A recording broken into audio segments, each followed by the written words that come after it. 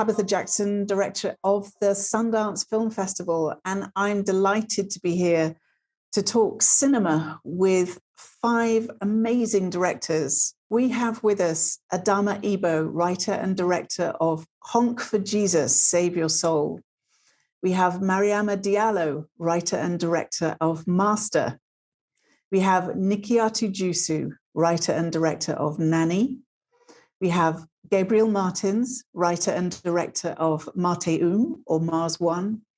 And we have Tonya Lewis-Lee, director and producer of the documentary Aftershock. So it's such a treat, but before we get into this weighty subject matter, I would just love to ask you each to give us the one-liner of your films. So, Gabriel, let's start with you. Hi guys, my film is Mars One. As Tabitha said, this is a story of a Black family of 4 struggling in the aftermath of the election of Jair Bolsonaro, extreme right-wing president that we have until today. So that's it. That would be the one-liner. Thanks, Gabriel. Nikyatu, tell us about Nanny. The genre is still being worked out actively in real time, but Nanny is about a Senegalese woman in New York City who is caring for a privileged child in Manhattan as she prepares for the arrival of the child that she left behind in West Africa. And as she is chipping away at this American dream, she's haunted by a supernatural presence that threatens to dismantle everything that she's worked for. So I would classify it as a character study with spiritual and supernatural horror elements. That doesn't sound like you got much to work out there, Nikyatu. That's fantastic. Adamma, Honk for Jesus, Save Your Soul. Yeah, Honk for Jesus, Save Your Soul is a satirical dark comedy, part faux documentary about the First Lady of a Southern Baptist megachurch and how she and her pastor husband attempt to rebuild their congregation after a scandal. That's great. And Mariama? Master is a horror film that follows 3 Black women at an elite Northeastern university as they discover what lies beneath the very polite facade. Dun, dun, dun. And Tonya, tell us about Aftershock. Yeah, Aftershock is a documentary about the U.S. maternal mortality crisis. It's told through the lived experience of 2 fathers and a grieving mother who have lost their family member to childbirth complications. And it's while it's a tragic story, it is not doom and gloom. These people have turned their pain into power. They've become activists, and I think there's a lot of hope for all of us because of them.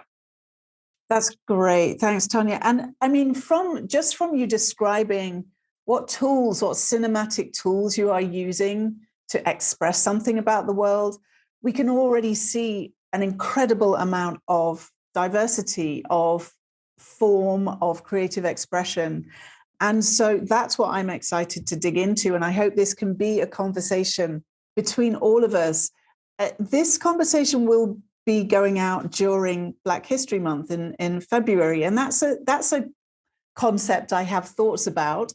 And I also have thoughts about the notion of Black storytelling. What does that even mean? And so help me here. What do you think? And I'm not going to call you on by name, just like, what are your responses to the notion of Black storytelling? What is that? Well, here's one thing.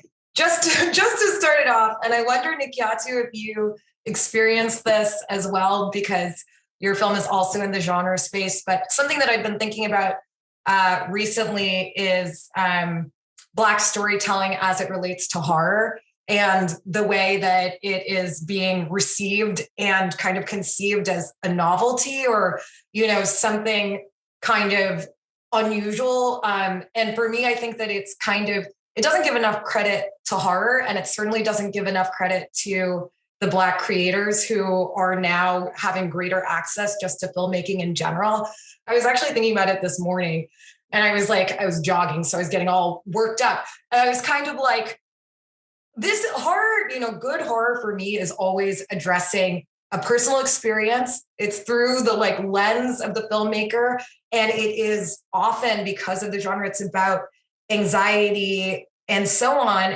But I think that there's a way in which horror films made by Black artists are being received as kind of teaching tools for, non-Black audiences to receive. And also just like, of a novelty. It's like, oh, this is a new thing. It's like, talking about the Black perspective, but how could I ever make a film and not talk about my own perspective? Like, I don't think that that's something that can, become a trend and become fashionable and then fall out of fashion. Like, then we're doomed, because I plan to incorporate my, my perspective and my vision and everything. So that's one thing I just wanted to throw out there.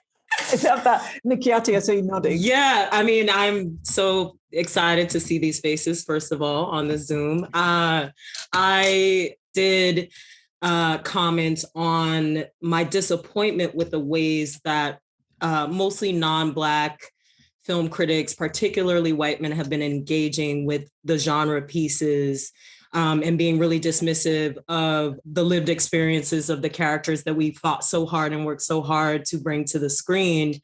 And one question that is often asked of filmmakers is, who is your target audience? And I've actually, as an educator, I've scrapped that question from my students' portfolios, because white male filmmakers are rarely asked that question. White filmmakers in general are rarely asked that question, when in reality, their target audience is other white people the majority of the time.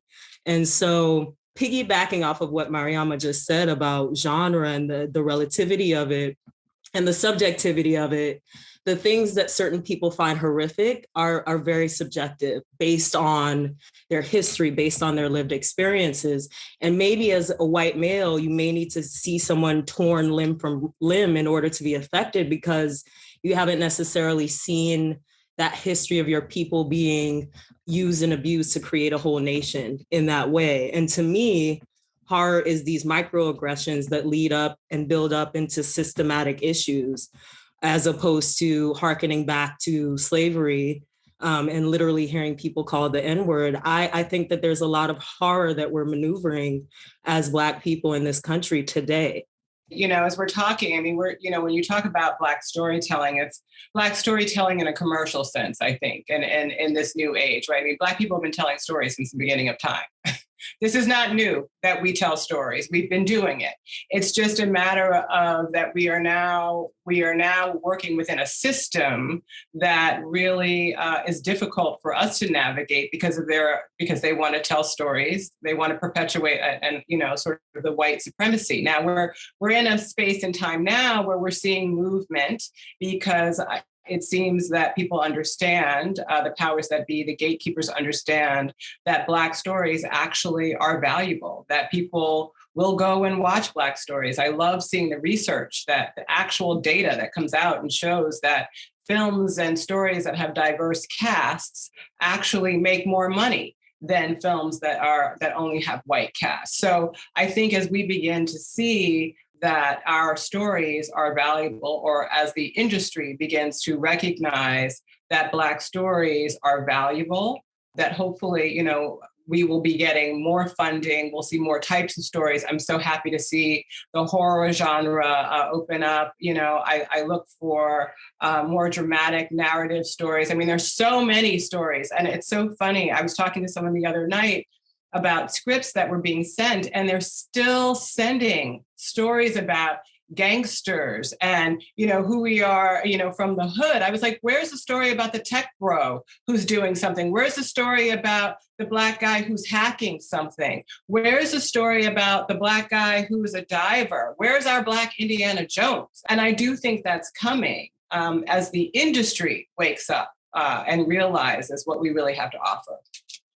Yeah, I mean, I was going to say that my experience with Black storytelling has been particularly interesting because of my approach to tone, I think, and sort of this expectation being foisted on me about making things accessible to people who have in their brains what Black stories already are, if that makes sense. And so I had to go through, all of the rigmarole of comps of what my movie would be compared to. And it's like, I love the Coen brothers down. Like, they're some of my favorite filmmakers, but did y'all ask them about Fargo, of what to compare Fargo to? It's like, no, y'all just let them make a weird movie about people from North Dakota. It's like, why do I have to compare my stuff to another piece of art, which is more likely than not going to be a piece of white art, because we ain't getting the shots that most people are getting, in order for you to feel confident that I can tell my own story. Yeah, Adamma, thanks. And, Honk for Jesus as this fantastic satire, something that we were so happy to have in the mix tonally at the festival, and, brings another flavor to the program. And I want to move to Gabriel, because Mars One, I would love for you to describe what that was doing in kind of Brazilian cinema. Was there something that is different about Mars One in what you might expect to see coming out of Brazil? That's a hard question. I think, as we were saying before, your previous question, I think we fought so hard for the spotlight. And when we got to the spotlight, the lights are so too damn bright and we can't see anything. And I think we are just kind of singled out as Black filmmakers, and there's a lot of expectations, and we maybe doesn't even have time to make mistakes. Sometimes it seems like it's that way. I think the experience in Mars One, I think there's an honesty about a Brazilian portrait that has to do with my story. And me being a Black filmmaker, I'm still kind of a rare thing in Brazil, because we have such disadvantages in history that we don't have a lot of Black filmmakers with feature films that went around the world or were successful or even made to festivals like Sundance or Cannes. So this is really something new. This film was funded with a fund for Black filmmakers that was the first ever in my country and also the last. And since we are very dependent on funds, state funds, I think this is an issue. So this, I'm just saying to answer your question, that this kind of identity, to tie with your previous question, is something that we're still building and trying to figure it out. And I think historically, of course, I think Mars One brings different things to the game. Specifically, I would say that these characters of a doorman, which is the profession of the father, and the cleaner, which is the profession of the mother, has been historically portrayed mostly through the eyes of whoever was the employer, mostly white people, and trying to make it, maybe having character study of what the social relations were in Brazil, and doing that study, kind of putting the characters and the ambiguities way far just to do like a social study. This is something that always bothered me, to not have these characters having a breath of their own. So when I come to Mars One, I'm trying to feel this experience of singularity. And I think this might be something fresh in a way.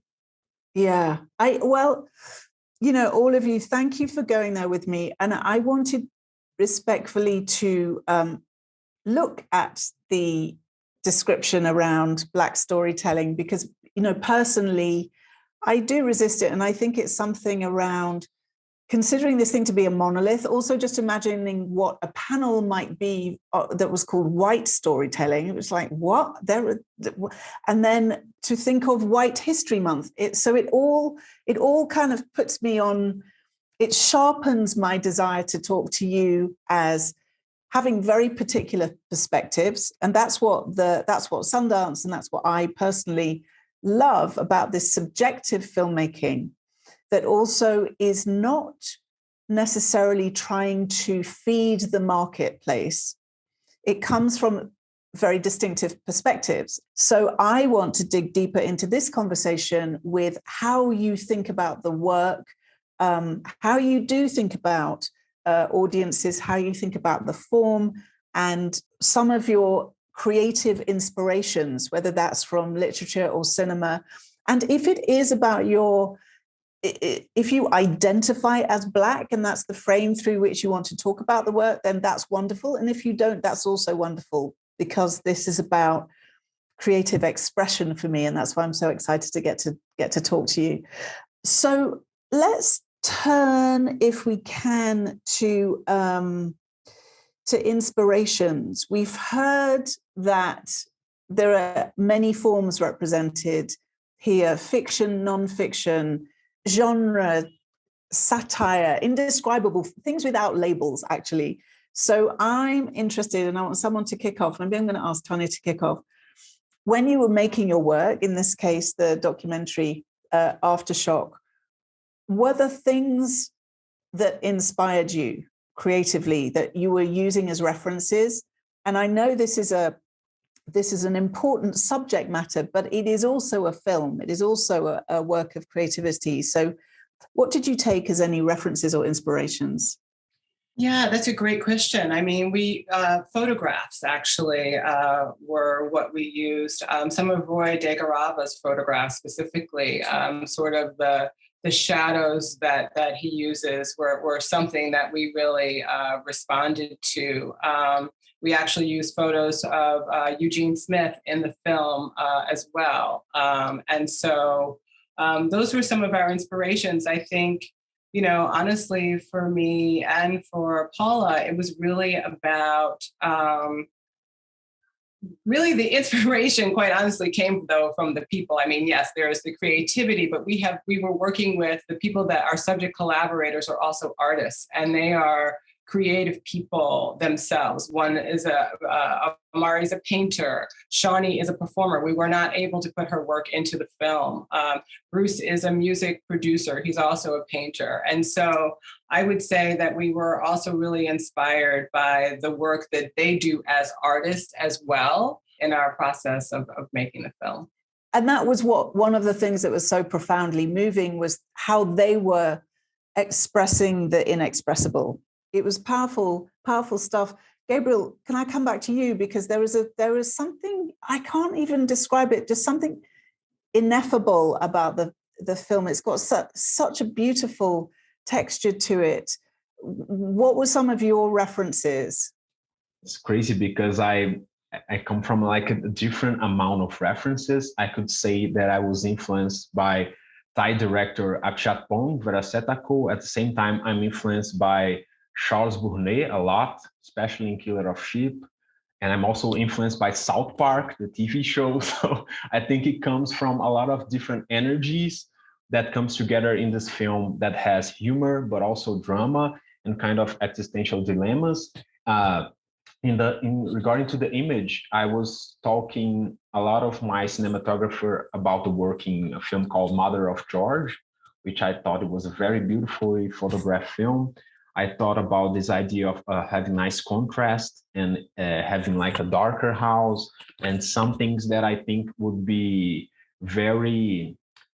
kind of excellent portraits of Black skin in a way. And all the actors look so good in close-ups. I think they are so beautiful in that way. So I was kind of also influenced by how the film could look despite the narrative and what we were telling.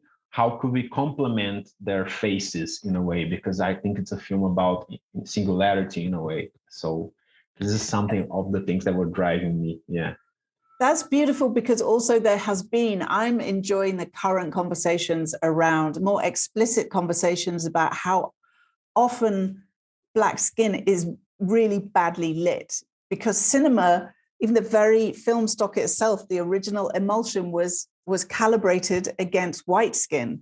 And so we're still finding the technology to compensate for a kind of racism that was built into the very structures of cinema. So it's fascinating. Adamma, your film is strikingly looking. There's such a distinct visual sensibility. Where were you getting your creative references from? And maybe they were just sui generis. It's not that you had to take them from somewhere else, but I know this is how artists are stimulated constantly by what else is in the world.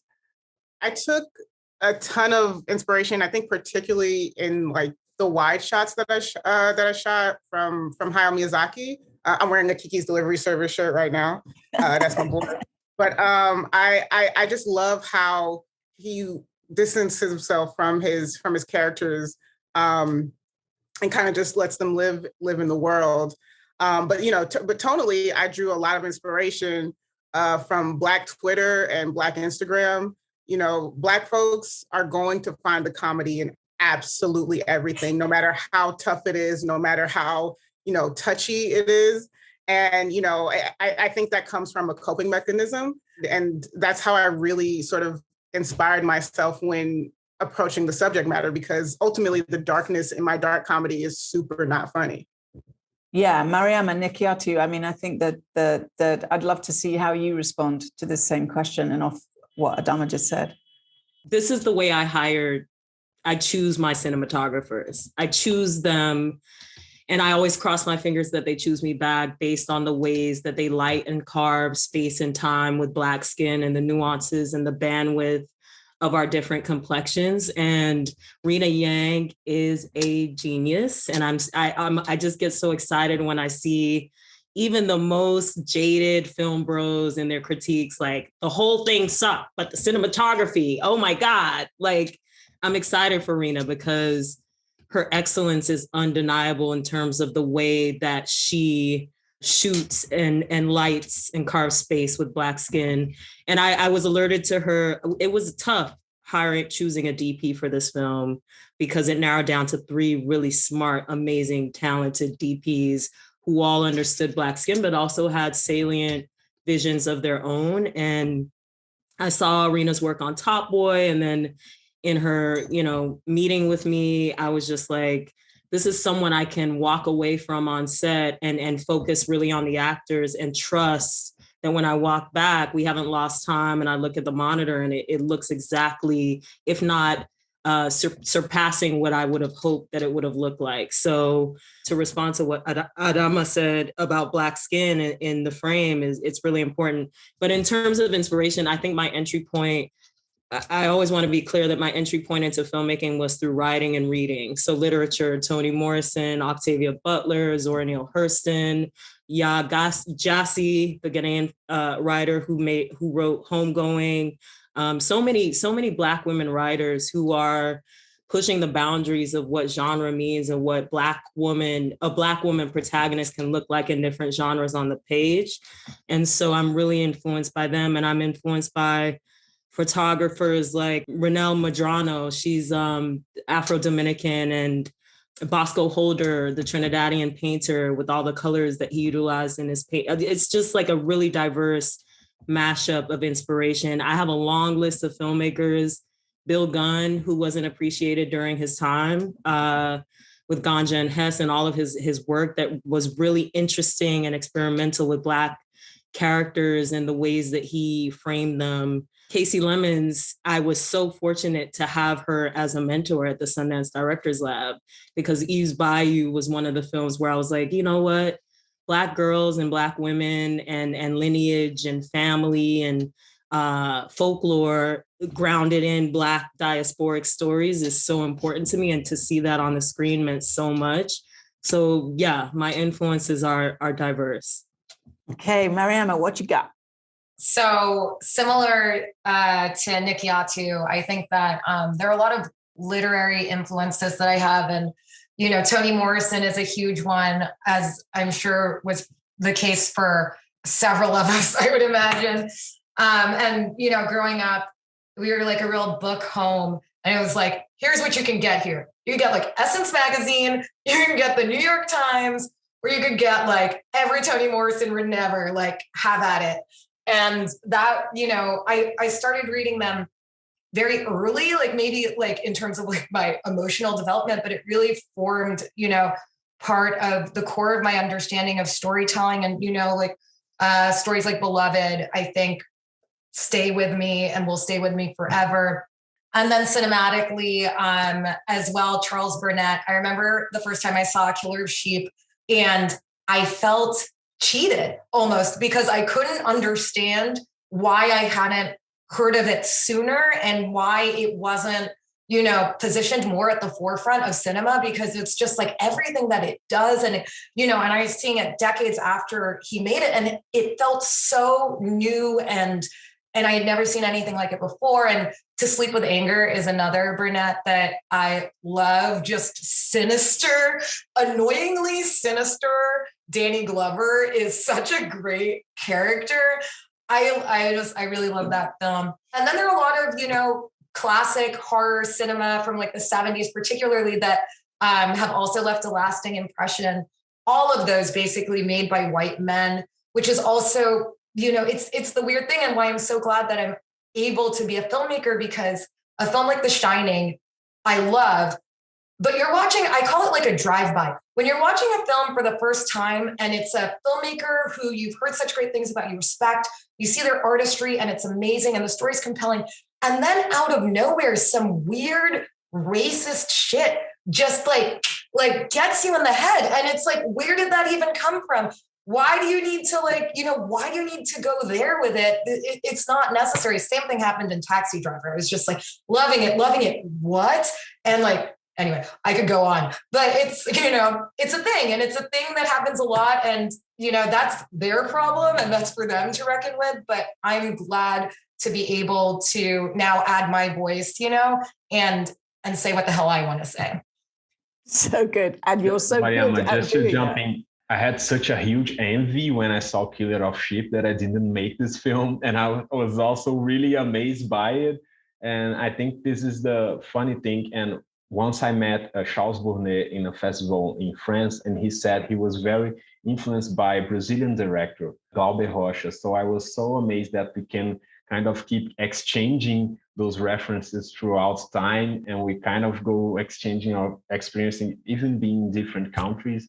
And you and I have this exactly same experience of discovering so late, and here we are making films and being influenced by it. So I think that's why I like to ask the question about cinematic inspirations or references and literature, theatre, whatever, because we do generally, by and large, we do not have a good record of preserving our work. That's the independent film world as a whole. And then, of course, there is certain work that is privileged over other work. And so there's a huge loss from, Oscar Michaud onwards of work that isn't there for us anymore to reference and to be inspired by. And so I very much appreciate you calling those out. I want to go back to something that Nikyatu referenced at the beginning, particularly as I think about what our responsibility is as a festival. So it's to elevate this work of independent makers with a distinct cinematic vision rooted in a perspective that comes through in the film. But it's also to get it to audiences. And there are, a number of ways of doing that. And this year and last year, as we've been online, there have been some opportunities. And one of those is to perhaps broaden the range of people who can write about the film. And the other has been to broaden the range of people who can see the film as that first audience and respond to it in the way that they want to, from wherever they are. And I just wondered if you could speak more about perhaps what you would like to see in terms of, how we can provide a safe home for the work to be interpreted or carried into the culture. So I'm thinking, as this is an IndieWire panel, about those structures of either criticism, review, comment, response, and kind of what you would like to see. And Gabriel, I know you're coming from Brazil, and so helping us to understand what it is like there, as well as what you would like to see is good. Who wants to kick us off? Because this is about imagined futures. Let's make it so. Nikyatu. Yeah, I feel really strongly about this. And I just want to say really quickly, Gabriel, a lot of our supporters are Black women from Brazil, for Nanny and Anna Job, our lead. A young woman reached out from Brazil named Pamela. She learned English through defending Anna when she had racist insults hurled at her through Titans. So she learned English purely to defend online. Like that was really powerful when she shared that with me. And so I found a way to get her a ticket because she's just been documenting. She's been screenshotting everyone's stories on the cast, on the crew.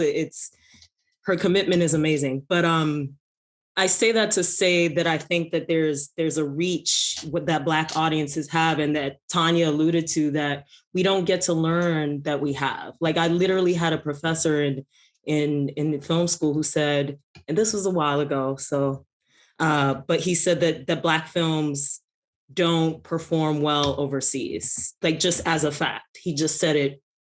This is definitive. This is like scientific documentation.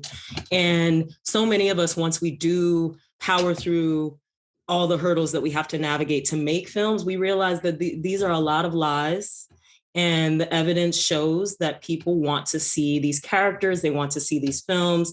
And social media, although it can be treacherous, it can be convoluted, it can be confusing and dark, I have been able to access people who typically would not be given a platform to review my film.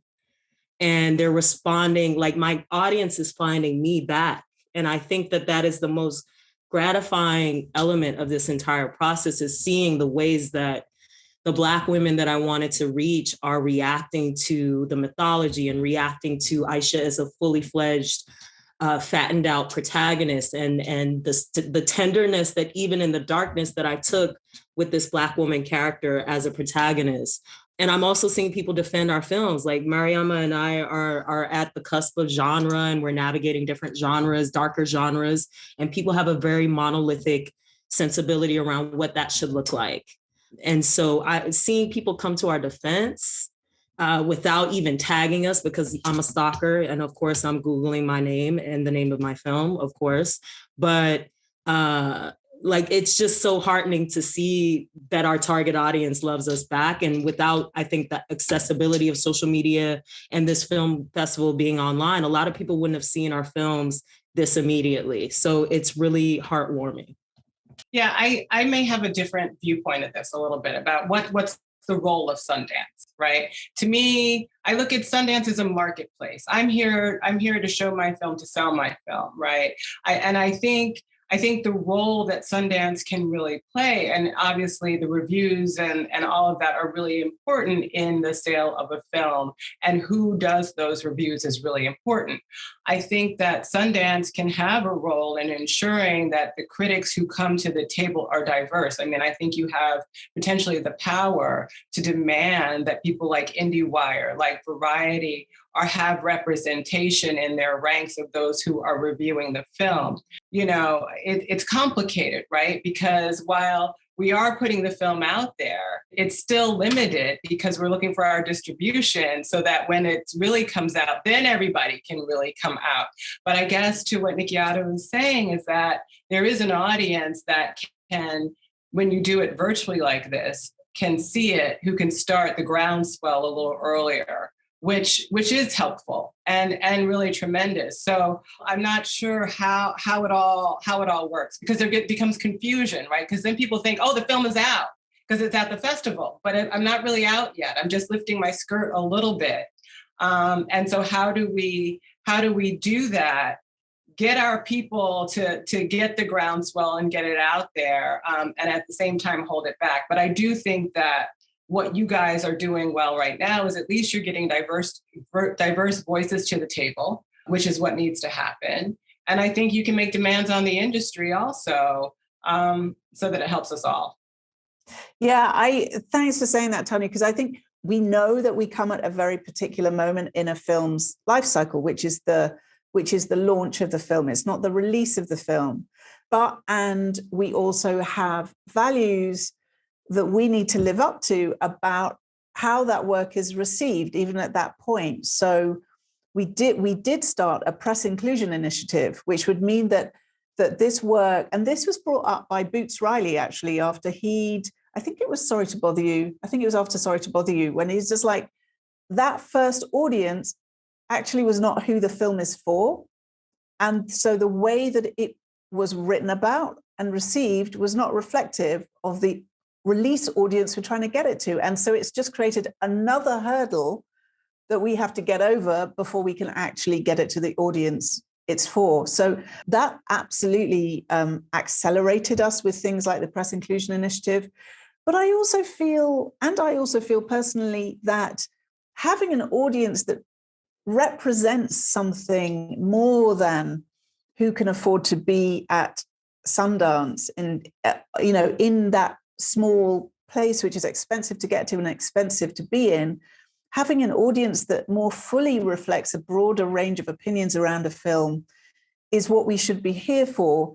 But I understand that can sometimes come in tension with a very controlled press strategy and rollout leading to the release moment that you're talking about, Tonya. So it's interesting, the kind of legacy structure, progressive values, and how we actually perhaps come up with something that's a third way which works for both. But can I add something, Tabitha, just really quickly? I do want to say that the programming in itself is the first line of defense, or the line of establishing a new wave, and not just a wave, but a sustainable body of water in terms of the programming in itself is brave. Like, the reality is that a lot of these film critics would not have had to pay attention to our films had they not been premiering at Sundance.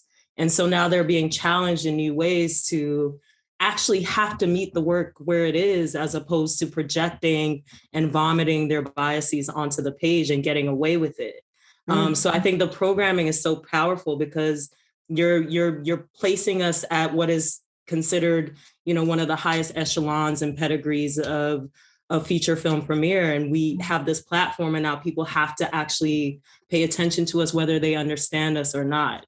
I found that and I didn't know about it before, and so I'm not sure if it's new, but the satellite screens thing that Sundance does is crazy, and I think could be bigger even. You know what I mean? Like Honk for Jesus is going to play in Memphis, which is big for me because my film is a Black film, a lot of Black people in Memphis, and it's about Southern Baptist megachurch culture. It's Memphis once again. So it's like, it is the target audience, and they're going to get to be one of the first people who sort of like cultivate the narrative around this film, rather than people who I guess it's not for, if that's what they're saying. But I also want to say that, like, I think there's immense responsibility on film critics and journalists to be intellectually honest and culturally honest when they're writing about these films. Like the fact that Nikyatu's film was described in one article as mumbo jumbo is just racist and incredibly offensive. And it's like, is it mumbo jumbo to you because you white and old? Maybe. So say that. Right. That's outrageous. I appreciate that. I remember reading. I'm sorry, y'all. I got mad. I was floored. Playlist. It was one of the, like, our PR person is sending everything, and some of them, it's like, I guess I have to read this, and it was just like, dude, did I do something to you in a previous life? Like, it's insane. It's just like, just try. Like, Regina Hall is in both mine and Mariama's film, and she was called Regina King. Just try. How many Chris's are there? And y'all get them all right. Give it a try. I just want them to acknowledge that the reason, very likely, that they have these strong feelings is because of, and I'm not even going to say a bias, I think it's a deficit. And I want them to acknowledge that. Adamma, thank you. Oof, powerful, necessary stuff. Gabriel, so in Brazil, one of the things that cinema makers are finding, and I speak from a position of ignorance, but basically someone like Bolsonaro is doing what many authoritarian regimes do, which is to come after the artists and the storytellers. And we saw the dramatic decrease in funding, the threat to the national film body, an accidental but tragic fire. I think it was accidental, tragic fire around the archives in Rio. How do you make it work as an independent filmmaker in an environment like that? I think you just have to be stubborn in a way, but fortunately, Nikyatu was just saying about having this contact with Black Brazilian filmmakers or artists. We have a huge amount of awesome people, Black artists working in Brazil right now. So despite having this government, we have a lot of people that are resisting in a very beautiful way. So there's just no way you give up when you have like people at your side that are just like that. So I think the resilience and the way we can find how to overcome this very huge obstacle is just, first of all, it's nothing new. It's something that we've done all our lives and our ancestors done. So we kind of, in this way, have it easy. I have a film here in Sundance that I made with money. So my father didn't have this chance to pursue any artistic career, although he writes very well. He works in like a bank or something. He did have to choose another path so I could be here. So just by having this opportunity, it's a lot. And I think we have like this generation struggle happening. We had this, you guys had this over there. So I think we just have to keep finding ways so we can communicate with others, our feelings. I think our films has a lot of importance in that because we can create empathy. We can use genre, for an example, to create better discussions, more complex discussions. So I think there's no way I'm going to bend over to some sorry asshole that's just inebriated with power and doesn't know what to do with himself. Why would I do this when I have people at my side, my family, which are awesome people that are resisting every day? So we have this energy that can get for the daily basis that keep us going, and to have like a hope tone, we can rebuild everything. It's harder to rebuild than to destroy, but we can do it. We just have to have faith, I think. And I think this is something that if we're going to think about it, you were talking about Sundance and the importance, we wouldn't have this conversation like 20 years ago. This wouldn't even exist. Maybe we wouldn't even have the chance to make these films that we made. So I don't know. I just time is the greatest judge in a way to what's important or not. And I see a bright future for all of us and for my fellow filmmakers in Brazil. And I think that's what gives me doing this. Yeah. That is amazing. I'm going to come to each of you for a moment of hope. Tonya. Well, I'm inspired by Gabriel, and I'm inspired by everybody on here who's doing the work, like really great work. And I'll just add, I'm also inspired by the people who I feature in my film, people who have lost, but have turned that loss into love of self, love of community, and are really working to make things better. I mean, and I think like Gabriel said, like I come from ancestors who struggled so that I could not live an artistic life so that I could have this life. And if they could endure what they did, then this is easy stuff that we're dealing with. And I'm just, I feel so lucky and grateful that I'm able to do the work. Thank you, Tonya. Adamma? I think I'm just incredibly grateful. I talk a lot of shit about stuff that I'm very passionate about. And so it might come off like I'm like complaining or like, I guess, an angry Black woman. I don't know. I don't care. But I am so grateful that I get to do this. Telling stories for a living, it's all I've ever wanted to do.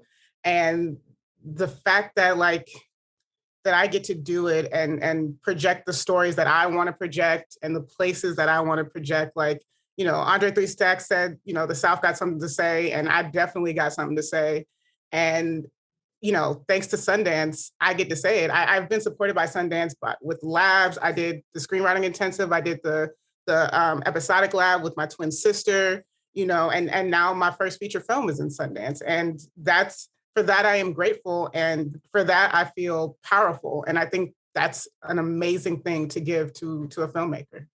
Thanks, Adamma. And it was your talent and that of your twin sister that got you to where you are, not Sundance. We're lucky to be along for the ride. Mariama. I was thinking at the beginning of this question, I was like, oh, I hope I can go early because I don't know if I'm going to be repeating somebody. But truly the thing that makes me most hopeful is the community. It's the other creators. It's the Black women who I met. Like, truly, Nikyatu and I were keeping each other sane when we were going crazy, wondering what was going to happen with the festival, like with Omicron. And that's what makes me feel really comfortable and really hopeful about what my future of life in film can be. And it's just like, it's so many people who I know who are making incredible things, or about to make incredible things, or are about to release incredible things. And I know it's almost like not quite hope, but confidence. Like I really feel like a certainty, like it's there, it's not, I don't have to wish it. Like I see the community that I'm a part of, and that, I hope to continue to build and grow. And I know it's going to happen. So it's because of the people around me and who I see, because I know that they're doing stuff that I can't wait to see. Nikyatu, take us out.